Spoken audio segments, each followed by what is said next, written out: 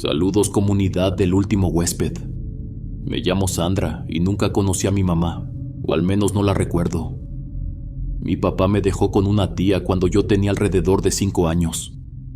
En ese tiempo pensaba que iba a regresar por mí, que solo era algo temporal. Con los años supe que ya estaba con otra mujer y que había formado una nueva familia. Decidí no buscarlo nunca más, y yo no quería estorbar en una vida donde ya no tenía lugar. De lo que sí quiero hablar es de mi experiencia viviendo con mis tíos. Mi tía estaba juntada con un señor que tenía un hijo llamado Sergio. Él era 4 años mayor que yo. Cuando llegué a esa casa, Sergio tenía 9 años. Mi tía no podía tener hijos, así que siempre decía que él también era suyo.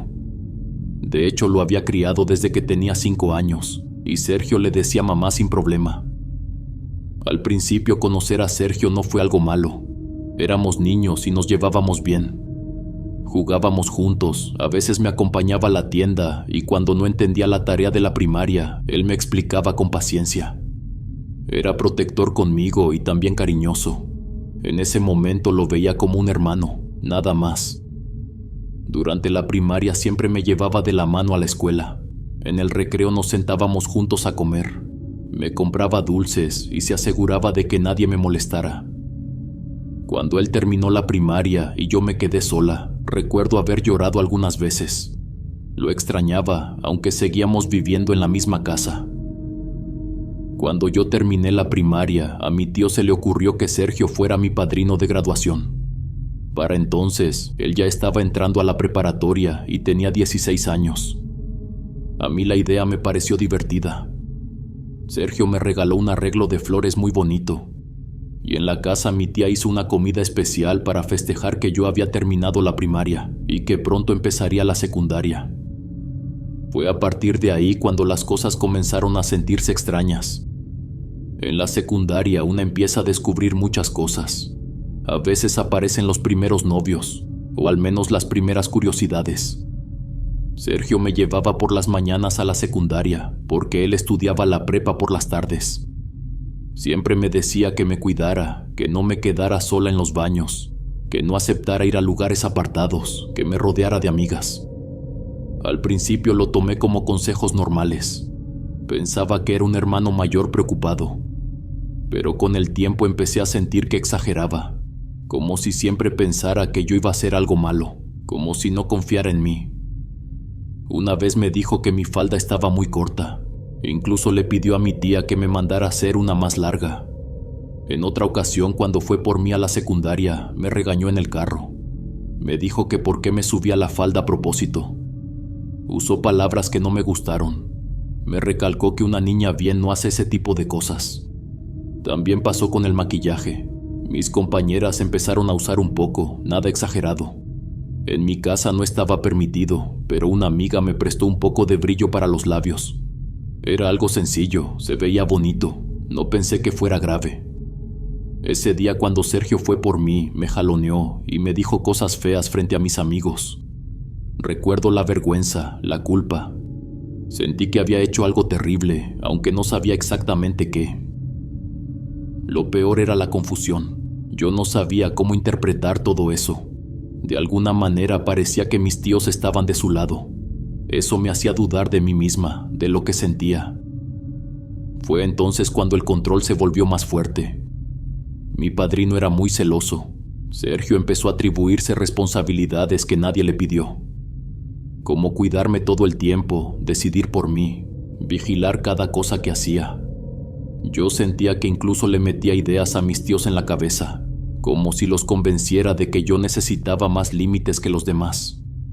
Me tenía controlada hasta para hacer tareas en equipo. Si tenía que ir a casa de una compañera, siempre había preguntas, condiciones, desconfianza. Yo veía cómo mis amigas tenían más libertades, salían sin problema, hacían cosas normales para su edad. Las únicas fiestas a las que pude ir en los últimos años de secundaria fueron las que se hacían dentro de la escuela. Cumpleaños sencillos, reuniones pequeñas. Nadie podía llevarme ni podía pasar por mí. Eso poco a poco me volvió más retraída. Empecé a cuestionarme todo. Si estaba bien cómo me vestía, si debía usar maquillaje, si estaba provocando algo sin darme cuenta. Incluso cuando mis calificaciones bajaban un poco, Sergio me preguntaba si estaba viendo a algún chico, si me gustaba alguien del salón. No lo hacía con cariño, lo hacía de una manera que se sentía intimidante. Y eso me incomodaba mucho. La idea de que alguien te cuide tanto y ejerza tanto control sobre ti es extraña. Pero yo no decía nada, creía que era normal. Mis compañeras a veces se molestaban conmigo porque casi no salía, porque nunca podía acompañarlas, aunque no estuvieran haciendo nada malo.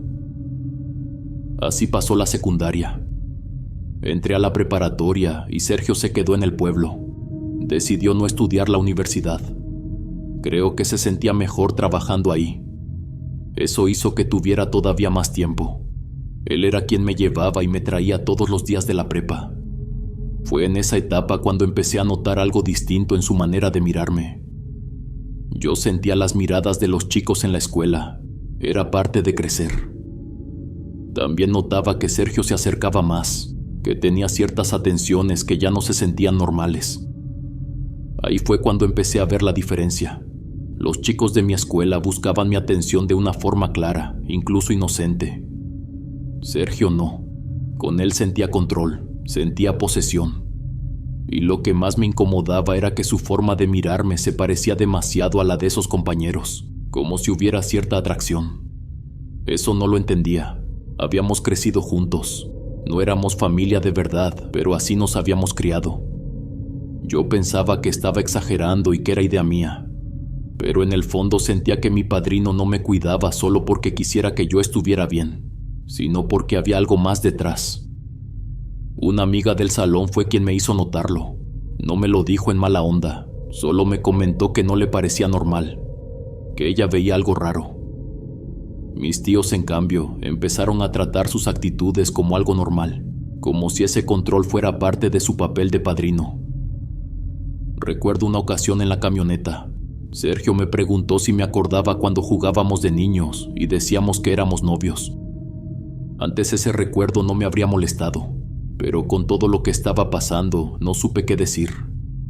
Me reí un poco, evité mirarlo, sentí un nudo en el estómago, porque sí empecé a sentir que Sergio me quería como algo más, y eso hizo que sus celos y supuesta protección se volvieran todavía más exagerados. Con el tiempo dejé de sentirme libre incluso dentro de la casa de mis tíos. Los quería mucho, siempre se habían portado bien conmigo. Yo sabía que mi papá no iba a volver, y en la práctica ellos eran mi única familia. Por eso me dolía tanto esa sensación rara en el pecho. Había momentos en los que sospechaba que mis tíos también sabían lo que estaba pasando. No de manera clara, no con palabras, pero lo intuían. Y lo peor era que no parecía incomodarlos, como si lo vieran normal.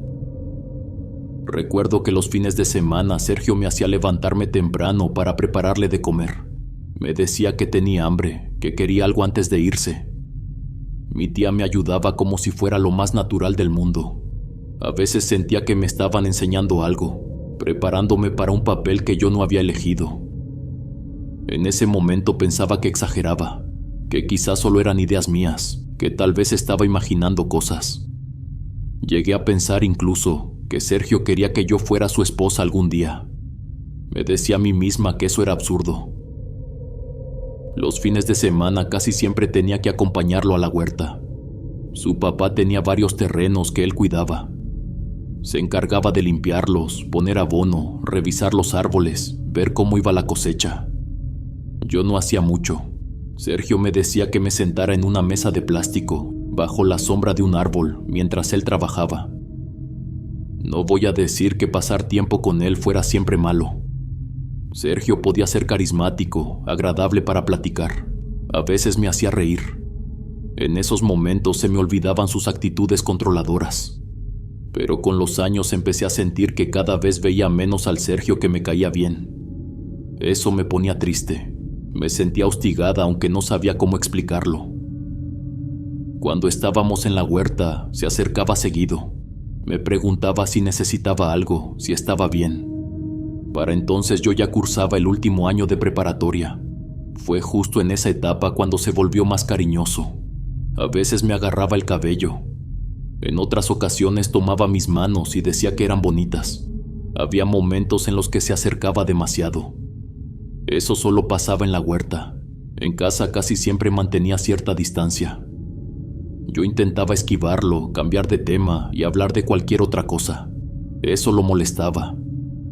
Un día me reclamó sin aviso. Me preguntó si estaba saliendo con alguien. No entendí de dónde salió todo. Supongo que se molestó porque me hice a un lado cuando intentó tocarme la mejilla. Entonces se enojó. Me dijo que si estaba viendo a otro hombre era una malagradecida, que mis tíos me daban todo y yo no les daba nada, que cómo era posible que les pagara así, poniendo más atención a hombres que a la escuela. Sus palabras me dejaron helada. Eso sí me molestó. Yo no era la mejor alumna del salón, pero tenía buenas calificaciones, cumplía con mis trabajos, me gustaba la escuela. No me dejaban salir casi nunca. Mi vida era estudiar y regresar a casa. A veces sentía culpa por las cosas que me echaba en cara. Llegué a creer que fijarme en un chico, responder un saludo, sentarme a comer con alguien en la escuela, era algo malo. Ya de grande entiendo lo que entonces no podía ver. Esas ideas no nacieron de mí. Fueron cosas que poco a poco mis tíos y Sergio fueron metiendo en mi cabeza durante mi adolescencia. Ideas que me hicieron sentir culpable por cosas normales. La situación se volvió todavía más complicada cuando no me dejaron estudiar la universidad. Recuerdo que todas mis amigas estaban concentradas en eso. Yo escuchaba todo eso como si no fuera conmigo. Sabía que mi historia iba por otro camino. Yo me iba a quedar ahí. Mis tíos no querían que estudiara. Me decían que no tenían los medios. Hasta cierto punto lo entendía. No estaban obligados a pagarme nada. Me dijeron que podía trabajar en el pueblo, juntar para lo básico, pagar mi examen el siguiente año y quizá después intentar algo en la ciudad.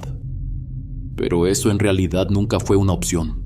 Dentro de los planes de mi padrino no estaba dejarme salir del pueblo. Yo no podía ir a ningún lado si no era con él. Siempre tenía que estar acompañada. Cuando terminé la prepa, Sergio volvió a ser mi padrino de graduación, igual que en la primaria y la secundaria. Ese día yo estaba muy triste. Todos mis amigos iban a ir a la fiesta de graduación por la noche, en una discoteca. A mí no me dieron permiso. Recuerdo que esa vez intenté salir por la parte de atrás, sin que nadie se diera cuenta. Sergio estaba en la camioneta, estacionado. Cuando me vio me tomó del brazo y me metió casi empujándome a la casa. Me reclamó que no le había pedido permiso. Me dijo que yo no podía salir sin consultarlo con él. Para ese momento ya era una regla que no me gustaba, pero que sentía que tenía que obedecer. En mi cabeza empezó a rondar la idea de escaparme, de irme y empezar una vida sola, pero me daba miedo. Me habían enseñado a ser dependiente. Había muchas cosas que no sabía hacer. Como casi no convivía con mis amigos ni con otras personas, situaciones que para cualquiera eran simples, para mí se sentían complicadas. No sabía cómo moverme, cómo pedir ayuda, ni cómo empezar desde cero. Intenté trabajar, quería ahorrar para mis planes. A Sergio no le gustó. Me dijo que no tenía por qué estar tanto tiempo fuera de la casa. Me aseguró que él se encargaría de que nunca me faltara nada, que me daría todo lo que necesitara, siempre y cuando me portara bien y lo obedeciera. Eso me hizo sentir muy incómoda. No entendía qué era lo que pretendía. Yo quería trabajar, avanzar, tener opciones. Él simplemente no quería que yo estuviera fuera de la casa. Hasta ese punto Sergio no había hecho nada más que tocarme el cabello de vez en cuando o intentar acercarse demasiado. Procuraba no quedarme sola con él. En algunas ocasiones intentó besarme y yo siempre lo evitaba. A veces sentía que se me quedaba viendo de más. Hubo un comentario que me marcó. Una vecina del final de la calle estaba embarazada y ya se le notaba la pancita. Sergio un día me dijo que yo me vería muy bien esperando un bebé. No quiero entrar en muchos detalles, pero sentí que me estaba insinuando algo más, como si ese bebé del que hablaba pudiera ser suyo. Yo sabía que no éramos familia, pero habíamos crecido juntos, nos habíamos criado como tal. Siempre hubo cariño. No entendía en qué momento todo se distorsionó tanto. Llegué a preguntarme si yo hice algo mal, si alguna vez le di a entender que lo quería de otra manera. Esa duda me persiguió durante mucho tiempo, aunque hoy sé que no nació de mí, sino del miedo y la confusión en los que me mantuvieron durante años. Sentía que la situación se estaba saliendo de control. Mis tíos permitían cosas que hoy me resultan imposibles de justificar. Permitían que Sergio me gritara cuando algo no le parecía bien. Permitían que yo lavara su ropa, que atendiera la casa, que cumpliera obligaciones que parecían más las de una esposa. No podía salir a la calle con la ropa que a mí me gustaba, mucho menos usar maquillaje, a menos que él me pidiera que lo hiciera. Cuando algo no salía como él quería, me reclamaba si había otro amor. Me preguntaba si intentaba conquistar a alguien más. Recuerdo que incluso se puso celoso del panadero que pasaba por las tardes. Hubo una vez en la que se puso celoso de su propio padre. Le decía a mi tío que no fuera tan cariñoso conmigo, que no me regalara cosas. Un día mi tío me regaló una libreta y unos lapiceros que me gustaron mucho. Para mí fue un gran detalle. No salía casi nunca y eso me ayudaba a entretenerme. Sergio agarró esas cosas y las tiró. Le reclamó a mi tío por qué tenía que ser tan atento conmigo si para eso yo lo tenía a él. Decía que no necesitaba ningún otro hombre, que con él iba a ser muy feliz, que cualquier cosa por mínima que fuera, él podía solucionarla. Todo eso me parecía retorcido, me hacía sentir mal, atrapada. Llegó un punto en el que me daba miedo dormir. Sentía que alguien podía entrar a mi cuarto en cualquier momento. Para entonces yo ya tenía 20 años, pero actuaba como una adolescente asustada. Me imaginaba embarazada. Me imaginaba obligada a hacer cosas contra mi voluntad. Lloraba muchas noches. Quería irme y conocer otra vida, no quedarme en el pueblo. Pero vivía con el miedo de que Sergio me buscara, de que intentara retenerme a la fuerza. Tenía la sensación constante de que en cualquier momento él iba a embarazarme. Y lo más terrible era que sentía que mis tíos estaban de acuerdo con eso.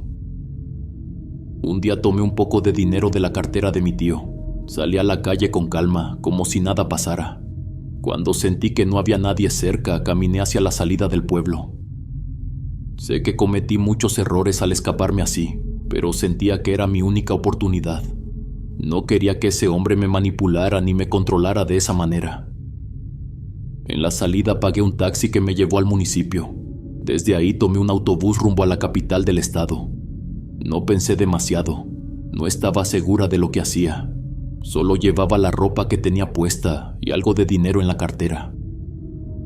A medio camino pensé en regresar. El miedo me ganó por unos minutos. Pero me dije que si volvía todo sería peor. Que Sergio se iba a apresurar a actuar sobre mí.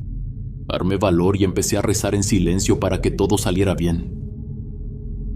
Como lo temía, Sergio me encontró. No sé cómo lo hizo. Tal vez preguntó al taxista, tal vez dio mi descripción.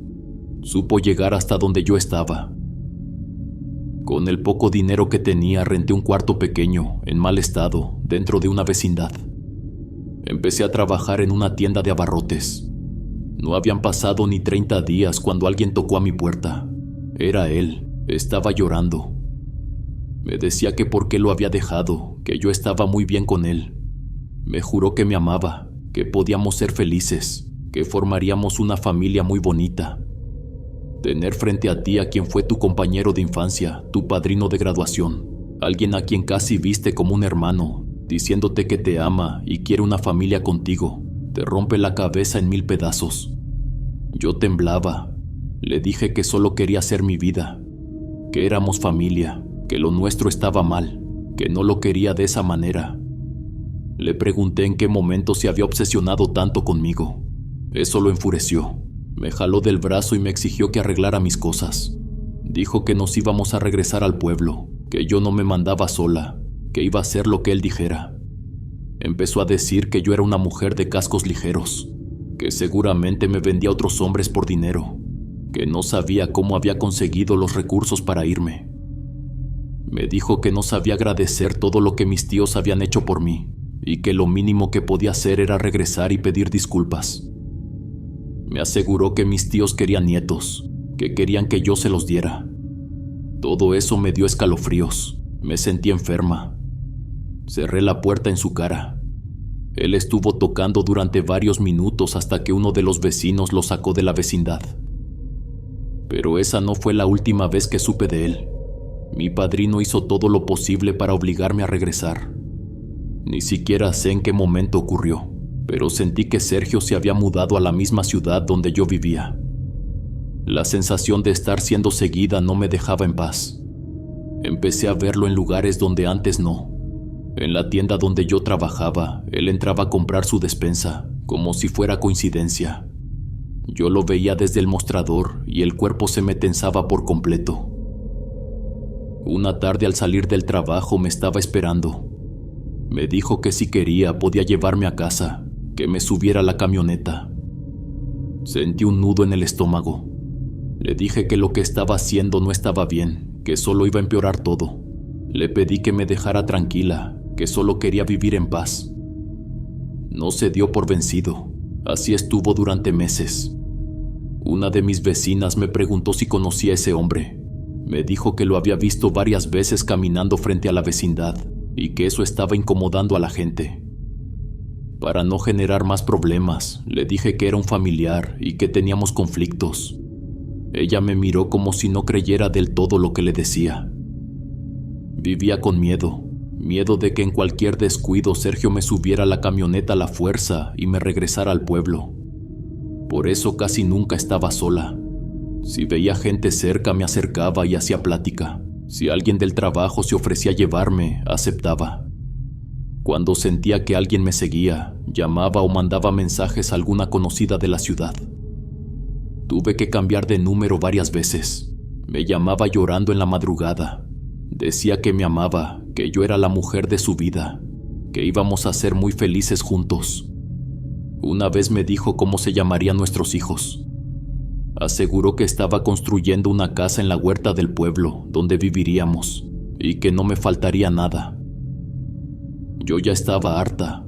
Le respondía mal. Le decía que estaba loco, que dejara de buscarme. Él se defendía diciendo que yo era la culpable de todo, que yo le daba entrada cuando vivía en el pueblo, que lo provocaba con la ropa, que disfrutaba cuando me mandaba, cuando me daba cosas, cuando me consentía. No sabía qué hacer ni a quién acudir. Me sentía sola. No podía acercarme a mis tíos. Estaban de su lado. La insistencia era enfermiza. Decía que cuando éramos más jóvenes yo le metía ideas en la cabeza, que hablábamos de ser novios, de casarnos, de ser felices. Yo le respondía que éramos niños y no entendíamos el peso de esas palabras. Un día se presentó en mi trabajo con flores. La gente me miró como si fuera un gesto bonito. No los culpo, no conocían el contexto. Yo sentí vergüenza y rabia. Lo corrí de la tienda, le aventé las flores y le dije que no quería volver a verlo en mi vida. Minutos después me llamó. Me dijo que me iba a enterrar viva, que no sabía con quién me estaba metiendo, que regresaría arrastrándome a él. Aseguró que jamás sería feliz con nadie, que él era el hombre que yo necesitaba. Le colgué, respiré hondo, temblaba y aún así decidí seguir con mi vida, dejar todo de lado. Pasaron varias semanas sin saber nada de Sergio. Poco a poco empecé a pensar que tal vez se había dado por vencido, que por fin me había dejado en paz. Esa idea me daba algo de calma, aunque no terminaba de sentirme tranquila del todo. Había una incomodidad rara en la casa, sobre todo en mi cuarto. No sabía explicarlo. Tenía la necesidad constante de voltear, como si alguien estuviera detrás de mí. Esa sensación me ponía muy nerviosa. Pensaba que quizá el hecho de haber vivido tanto tiempo sintiéndome vigilada me había dejado esa costumbre, pero no entendía por qué mis nervios se disparaban justo en mi habitación. Esa sensación duró casi una semana. Noté que se me caía el cabello.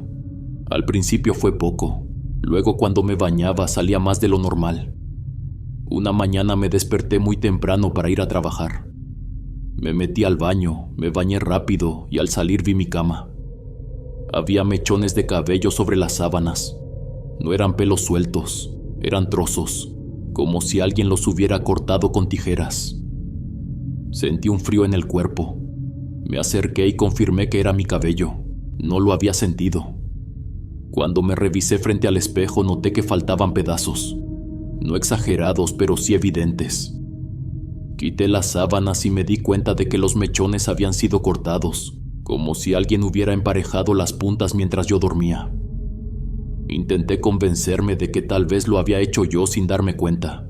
Pensé en sonambulismo, pensé en cualquier cosa que me ayudara a no entrar en pánico. 3 noches después volvió a ocurrir. Esta vez fue peor. El mechón estaba al frente, cortado casi desde la raíz.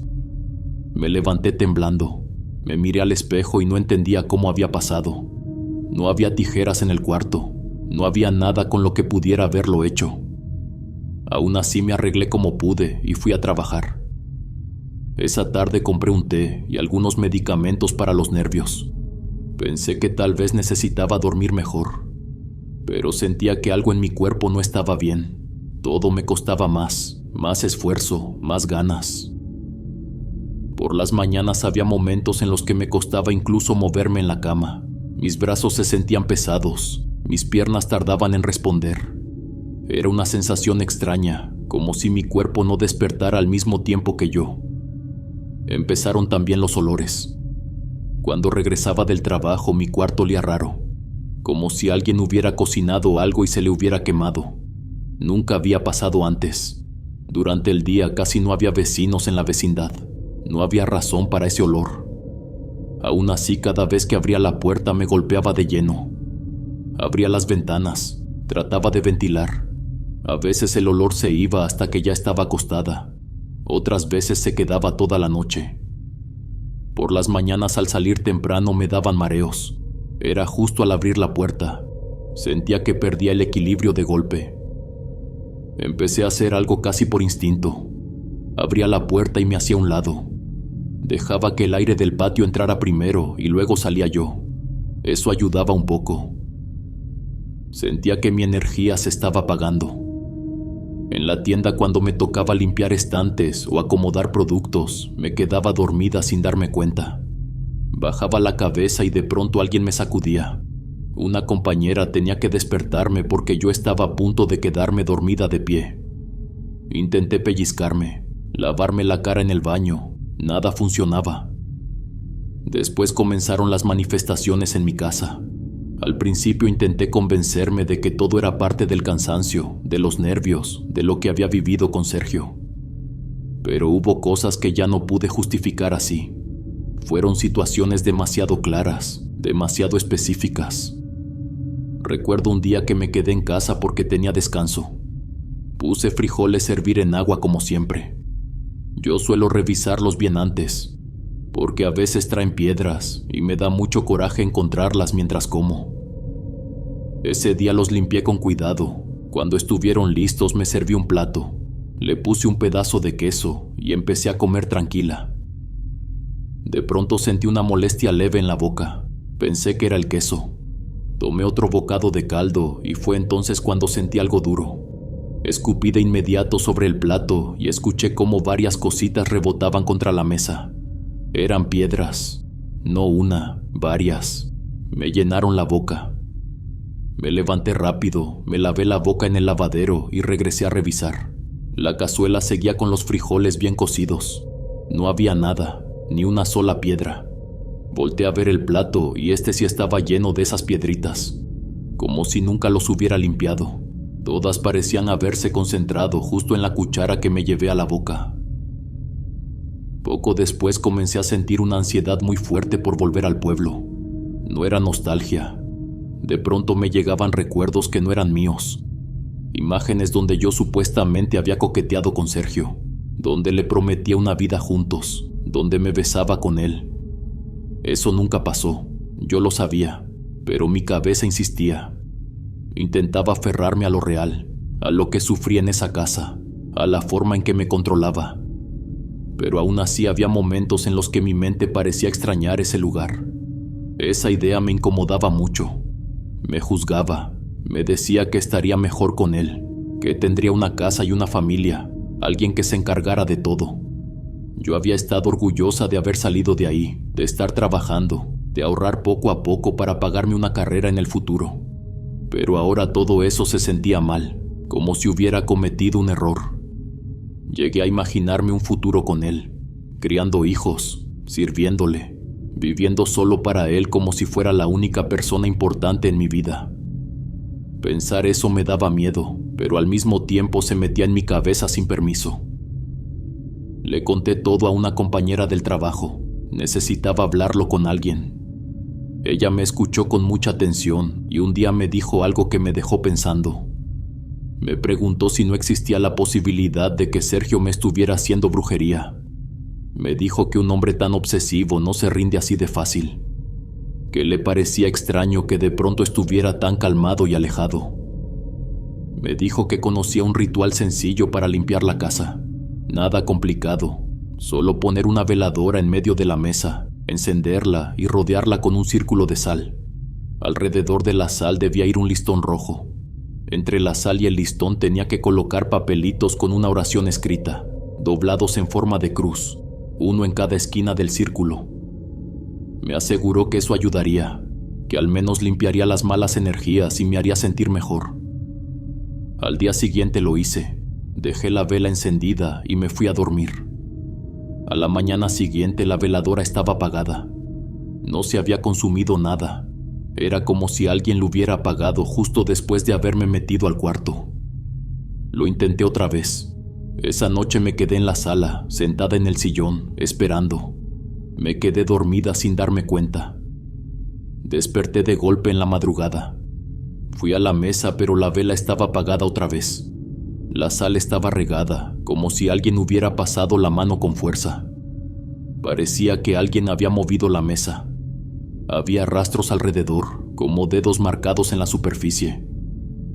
Otra cosa que me llamó mucho la atención fue lo que me dijo uno de mis vecinos. Una tarde, cuando regresaba a la casa, me detuvo para preguntarme si había estado ahí durante el día. Me explicó que era su día de descanso, que se había quedado a dormir un rato y que no pudo hacerlo porque escuchaba golpes constantes en la pared. Decía que no eran ruidos aislados, sino golpes insistentes, como si alguien estuviera dando con los nudillos una y otra vez. Le respondí que no podía ser, que yo no había estado en casa en todo el día. Cuando entré a mi cuarto revisé todo, nada estaba fuera de lugar. No había muebles movidos, no había señales de que alguien hubiera entrado. Eso me pareció muy extraño. Se lo conté a mi compañera del trabajo y ella me dijo que iba a preguntar por un curandero, que no conocía a ninguno de la zona, pero que su mamá tal vez tenía algún contacto. Mientras tanto, yo decidí hacer algo por mi cuenta. Fui a una iglesia, tomé un poco de agua bendita y compré algunas oraciones en un puesto de afuera. También compré una virgen pequeña porque no tenía ninguna imagen religiosa en la casa. Recordé que mi tía siempre fue muy cercana a la religión y pensé que quizá rezar podría calmar lo que estaba pasando. Al menos me ayudaría a sentirme un poco más protegida. Pero fue todo lo contrario. Desde que llevé esa imagen a la casa, sentí que las manifestaciones se volvieron más evidentes. Empecé a sentir que no estaba sola. Eso me ponía muy nerviosa. Era como si algo se escondiera. A veces veía movimientos rápidos, algo que se desplazaba cuando giraba la cabeza o cuando me daba la vuelta, como esas cosas que uno ve de reojo y piensa que son ilusiones. También comenzaron dolores muy fuertes en el vientre. Una noche tuve que levantarme de madrugada. Sentía que algo se movía dentro. El dolor era tan intenso que tuve que hincarme frente al inodoro intentando devolver la cena, pero no podía. Me sostenía con fuerza y temblando. La puerta del baño estaba abierta y yo le daba la espalda a la sala. Ahí fue cuando sentí algo más. Era una incomodidad profunda, como si alguien estuviera parado en la sala, mirando hacia donde yo estaba. No podía dejar de voltear. La luz del baño iluminaba un poco la sala, lo suficiente para que se formaran sombras. Entonces sentí cómo se me erizó la piel. Al lado del sofá había un bulto. No sé cómo explicarlo mejor. Era como una mancha alta contra la pared, oscura. Al principio parecía solo eso, una sombra.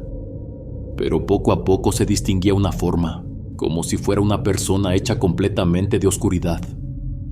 El dolor no me dejaba ponerme de pie, pero aún así me arrastré hasta la puerta del baño y la cerré. No quería verlo.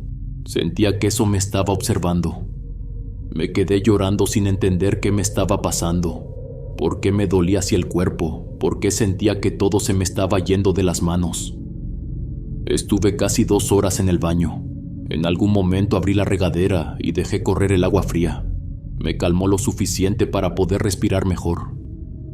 Cuando por fin salí, abrí la puerta con cuidado. La sala estaba en silencio. El sofá estaba vacío. Ese bulto oscuro ya no estaba. Hubo otra ocasión que terminó de romperme por dentro. Estaba lavando los trastes cuando sentí movimiento sobre uno de mis hombros. Era el izquierdo. Por el rabillo del ojo alcancé a ver cómo algo se asomaba lentamente desde una esquina de la puerta. Tenía forma humana. Distinguía la cabeza y parte de los hombros, aunque no podía voltear del todo, solo lo que mi vista periférica me permitía. Juro que esa figura se movía. Era como si estuviera saliendo poco a poco de ese rincón. Yo seguí lavando los trastes, aunque las manos me temblaban y los platos se me resbalaban sin sentido. Sentía el corazón golpeándome fuerte en el pecho, pero no quería voltear. Esa presencia comenzó a acercarse. Lo más extraño era que todo se veía oscuro alrededor de esa forma, sin lógica alguna, porque eran casi las 3 de la tarde y había mucha luz entrando por la ventana. Cuando sentí que estaba a pocos metros, reuní valor y giré el rostro con el mayor terror que he sentido en mi vida. La cocina estaba vacía. Fue como si en el momento exacto en que intenté verla de frente, esa cosa se hubiera desvanecido por completo. Empecé a pensar que estaba perdiendo la cabeza. Sentía que todo en mi vida iba mal. Ya ni siquiera dormía bien. Me quedaba dormida por las mañanas, llegaba tarde al trabajo y mi jefe ya me había llamado la atención varias veces. Estaba al borde de perderlo todo. La soledad se volvió insoportable. Aunque mis compañeros de trabajo eran buenas personas, yo me sentía sola, asqueada de mí misma. Sentía que todos me habían abandonado. Mis padres ni siquiera se acordaban de mí. Las personas que alguna vez me ayudaron, yo misma las había dejado atrás. La culpa me ahogaba. Lloraba sin razón aparente y los ataques de ansiedad llegaban de golpe. Mi amiga me había dado el contacto del curandero que su mamá recomendaba, pero yo no sabía qué hacer. Sentía que todo se me venía encima, y cada vez el recuerdo de Sergio se hacía más fuerte. Algo dentro de mí me decía que lo necesitaba, que tenía que estar con él, que él iba a solucionar todo. Al mismo tiempo, entre la angustia y el desespero, rezaba con todas mis fuerzas. Recordaba sus palabras, cuando me dijo que iba a regresar arrastrándome a él. Me repetía que no lo iba a permitir, que yo era fuerte, que la vida tenía que seguir, que las cosas se iban a acomodar. Pero había días en los que no tenía ganas de nada, ni de rezar, ni de ir con el curandero. Solo quería dormir, pasar el día entero con los ojos cerrados. Los dolores en el vientre se hicieron cada vez más intensos. Era como si mi cuerpo rechazara algo que llevaba dentro. Yo ya casi no comía y no entendía qué podía estar causándome tanto malestar. Había momentos en los que pasaba horas en la cama, retorciéndome, con escalofríos que me sacudían sin control y un sudor frío que me dejaba exhausta. Incluso llegué a tener esos dolores frente a los clientes de la barrotera, también durante el turno. Al final, mi jefe me dijo que necesitaba descansar y me despidió. Ahí sentí que todo se me venía encima, que ya no tenía fuerzas para sostener nada más. Una madrugada desperté de golpe. Sentía un calor insoportable en las piernas, como si la piel estuviera ardiendo. El resto del cuerpo estaba helado. Era una sensación contradictoria, horrible. Intenté moverme y no pude. Estaba boca abajo con la cara hundida en la almohada. No lograba respirar bien. El corazón me latía tan fuerte que podía escucharlo en los oídos. Entonces lo sentí. Era como si algo pasara por mis pies, algo muy caliente. Al mismo tiempo escuché una risa bajita. Sonaba más como la de un niño cuando hace una travesura y se ríe para sí mismo, intentando no ser descubierto. Con todo el esfuerzo del mundo intenté darme la vuelta. El cuerpo me pesaba como si estuviera hecho de piedra. Las articulaciones me dolían al moverme. Poco a poco logré girar y entonces lo vi. Había una criatura en la parte baja de la cama, justo a mis pies. Tenía forma de hombre, pero era demasiado delgado. Su postura no era natural. Estaba como recostado sobre mis piernas y al mismo tiempo erguido, como si en cualquier momento fuera a brincar. No sé cómo explicarlo mejor. Grité como nunca antes. Me lancé de la cama como pude y comencé a arrastrarme. Sentía que los pies no me respondían, me ardían. Esa cosa se quedó mirándome. Emitía un sonido extraño, como un gruñido bajo, contenido. Cerré los ojos con fuerza y seguí arrastrándome hasta la puerta. Intenté abrirla, pero no pude. En la desesperación comencé a golpearla con las manos. Golpeaba y gritaba. No sé cuánto tiempo pasó así hasta que escuché voces afuera. Eran los vecinos. La puerta estaba cerrada por dentro. Nadie podía entrar, nadie podía salir. Hasta que uno de ellos rompió una ventana y lograron abrir. Me encontraron tirada en el suelo, temblando, en medio de un ataque de pánico. Esa misma noche llamaron a la única persona que pensé que podría entenderme, mi compañera de trabajo. Cuando llegó sentí las miradas de todos, como si yo fuera algo raro, como si algo estuviera mal conmigo. Yo solo lloraba. Les decía que había una criatura en mi cuarto, que la había visto. Lloraba como una niña a la que nadie le cree. Siempre digo que sigo aquí gracias a mi compañera de trabajo. Me encontró temblando de frío, desorientada. Prácticamente me cargó para llevarme con un curandero. Yo casi no recuerdo ese trayecto. Tenía mucha fiebre. Todo se siente borroso cuando lo pienso. Recuerdo que el curandero me acostó en una cama muy extraña. No tenía colchón. Eran como tablas con una red debajo que sostenía el cuerpo. Empezó a pasarme ramas secas por encima y llenó el cuarto de humo. Lo raro es que ese humo no me ahogaba. Al contrario, sentía que podía respirar mejor, como si el pecho se me abriera por primera vez en días. Los dolores en el vientre eran insoportables. Sentía que me iba a desvanecer a cada rato. Me costaba incluso respirar. El curandero se alarmó y mandó llamar a un amigo suyo que era doctor para revisarme. Después de eso todo se volvió aún más confuso. Tenía algo dentro del vientre. Me llevaron a un hospital para extraerlo. Los médicos tampoco entendían bien qué era. Decían que parecía una masa oscura, algo que se estaba formando dentro de mi matriz. Hasta hoy solo de recordarlo se me llenan los ojos de lágrimas. Yo no sabía cómo algo así había llegado a mi cuerpo. Estaba segura de que no había estado con nadie. Ya llevaba meses fuera del pueblo. Eso que me sacaron no era un bebé. El curandero me explicó después que todo era producto de una brujería muy fuerte. Que mi cuerpo no sabía cómo procesar toda esa energía oscura y por eso había reaccionado así. Los médicos lo llamaron tumor. Para él era otra cosa. Me dijeron que les parecía muy extraño que algo así estuviera tan avanzado y que yo apenas comenzara a sentir dolor. Yo no sabía qué responder. No entendía nada. Sentía que estaba atrapada en una pesadilla. Temblaba y lloraba pidiéndole a Dios que me despertara. Me tocaba el vientre y me preguntaba por qué me estaban haciendo tanto daño. ¿Qué le había hecho yo a la vida para que alguien me odiara así? Todo eso venía de la obsesión de Sergio, de la idea que tenía de mí como si fuera una posesión. El curandero me dijo que lo que ese hombre estaba haciendo era una brujería para quebrarme la mente, para dejarme vulnerable. También me dijo algo que nunca se me va a olvidar, que por alguna razón yo tenía algo que me cuidaba, un ángel, un ser de luz blanca que me acompañaba. Por eso mi cuerpo creó ese mal para concentrar ahí todo lo que me estaban haciendo. Para mí nada tenía sentido. No veía nada bueno en lo que estaba viviendo. Solo quería dormir y no despertar.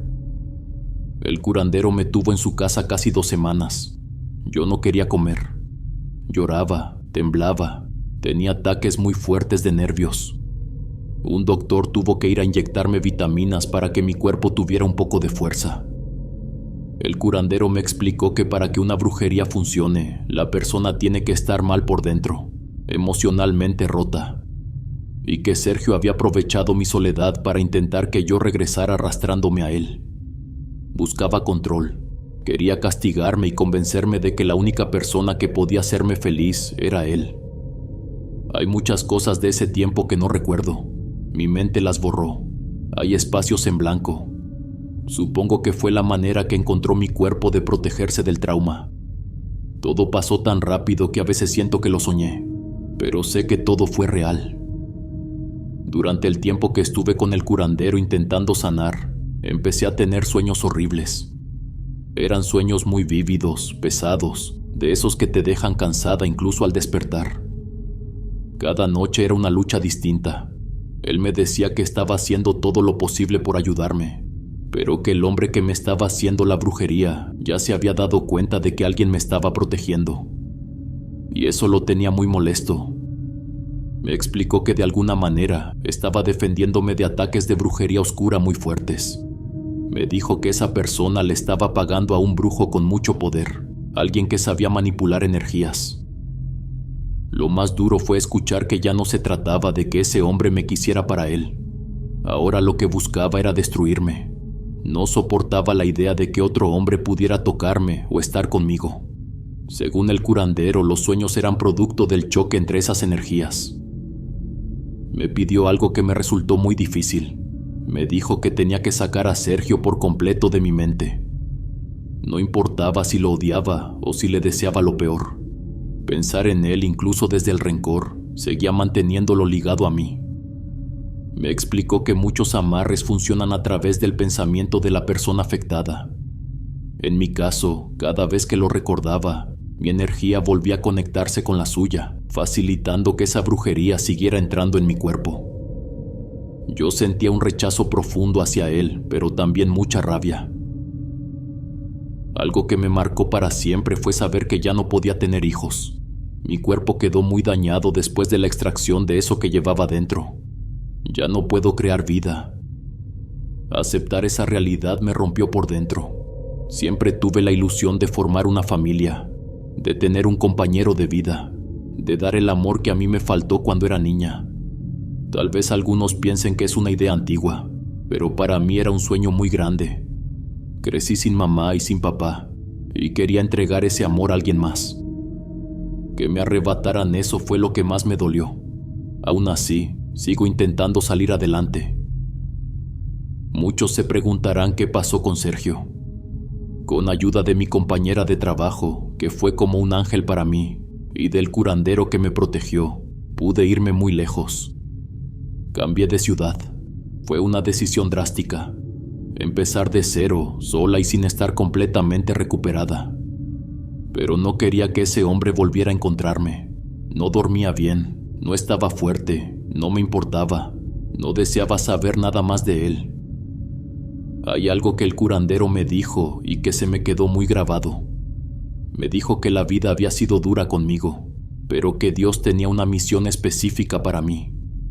Que tuviera fe, que esa fe me iba a guiar, ayudar y hacer crecer, que sin darme cuenta iba a cambiar la vida de otras personas. También me habló de ese ángel que me cuidaba, de ese ser de luz que me acompañaba. Han pasado muchas cosas desde entonces. He conocido gente bonita. La vida también me ha regalado momentos buenos. Y aunque muchas veces me siento sola, en el fondo sé que no lo estoy del todo. No sé cuál sea mi misión. No entiendo todavía por qué tuve que pasar por todo esto. Pero tengo la certeza de que algún día todo va a tener sentido. Que todo esto va a valer la pena. La herida sigue ahí, no ha cerrado del todo. Pero sigo de pie, sigo caminando. Y mientras pueda voy a mantener la cabeza en alto. Saludos mis queridos huéspedes. Antes de despedirnos queremos agradecerte de corazón por habernos acompañado hasta el final de estas historias. Gracias por tu tiempo, por el espacio que nos das en tus noches, en tus trayectos y en tus momentos a solas. Ayúdanos suscribiéndote, Estamos a casi nada de los 180,000 seguidores y con tu apoyo podemos lograrlo. Que la vida me los bendiga, mis queridos huéspedes.